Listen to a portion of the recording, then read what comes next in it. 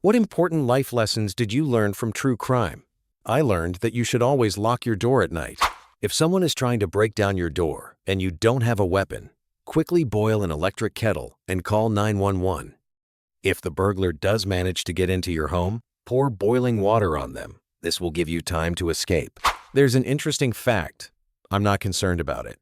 If they give you free ice cream on a cruise ship, something's going on. More specifically, they're freeing up space in the freezers. There'll be a lot of corpses soon. That 90% of crimes are committed by people from the immediate environment. You can't trust anyone completely. Always be on guard. I learned that you shouldn't watch true crime too often. But if we talk about precautions, then 1. Don't drink in bars in South Korea. 2. Don't kiss the first people you meet. The story with the cadaveric sore 3. When I have a child, he will have a GPS tracker sewn into his bag and slippers. 4. Don't go to the first person you meet. 5. Don't be friends with those who are overly nice to you. The story of a pregnant woman in the USA whose new girlfriend cut the baby out of her stomach alive. 6. Order a taxi only through ACK. But through what? Using apps with a tracker. 7. Don't trust old people with children. 8. Don't trust anyone with children. 9. Don't be left alone with a child with postpartum depression. 10. Don't shake babies, shaken baby syndrome. 11. Don't even trust your own husband. If I often fall asleep uncontrollably, go to the doctor straight away. The story of the French woman who was raped by all the neighbors because her husband put her to sleep and let strangers into the house. I've always been amazed by people who don't close their doors. Immediately close the door behind you when you enter. This has happened to me for many years. And do not enter the entrance with strangers. Do not help grandmothers carry their bags home. Do not touch or take children away in life. Search of their parents. 112. Immediately. Have something with which you can quickly and effectively defend yourself. At least keys between your fingers. In case of suspicion in a taxi, immediately give the car details to your husband, second in command. After at least hundreds of true crime videos, I'm not afraid to look weird, rude, or paranoid. It's better to listen to my intuition than a 6-episode podcast with my name on it that I can't watch myself. Don't turn on the light in your apartment right away when you enter if some suspicious guy follows you on the street. Children will never go to sleepovers with friends or relatives.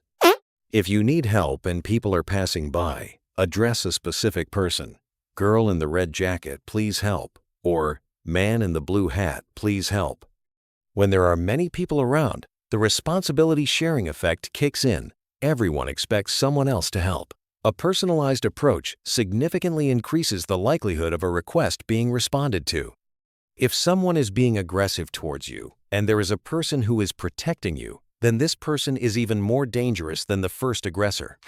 If your neighbor offers you pies, dumplings, meat, don't take it. If an elderly woman asks you to help her with a door lock, say you have some work to do and leave. If a person in a police uniform offers to walk you, give you a ride, do not get into the car. If a doctor comes to see your mother, grandmother, don't open the door unless you're sure they were called. If they were called, stay in the room the entire time, and don't allow them to give you any unnecessary injections. Don't listen to a stranger at the bus stop who says that buses run more frequently at another stop nearby. The real story is that it's not enough to just lock a lock with a key. It's often a sham that can be picked by skilled hands in 2 to 5 minutes. A deadbolt is essential. That cannibals don't eat people with tattoos. And if you have a visible tattoo, you're less likely to become a victim of a serial killer. I'm not into true crime, but Agatha Christie's detective stories taught me not to hide anything. Then they won't be able to blackmail me, and I won't have to kill the blackmailer. 1. Lock the car from the inside, especially in the evening. 2. Don't post stories in real time with a location tag or the view from your window. 3. Also, I always wear only one earphone. I don't understand how you can't hear what's going on around you. 4. And the basics. If someone's walking behind you and you realize they're following you, I just start talking on the phone. In conversation, I mention that someone will be meeting me any minute now. It works the same way in a taxi. I don't even wear headphones in the evening. One time, I was walking around at 9 p.m. with headphones on, and someone attacked me from behind, snatched my bag, and put me in a chokehold.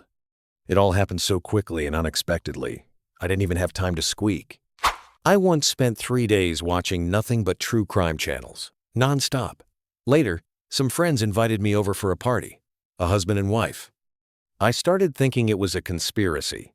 Why didn't you invite me earlier? I should drink less than them and stick to my glass.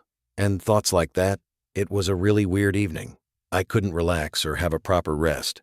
I went home early. Now I rarely watch it. The only thing it taught me is to be on guard, I guess. But it had a negative impact on my anxiety. It got worse.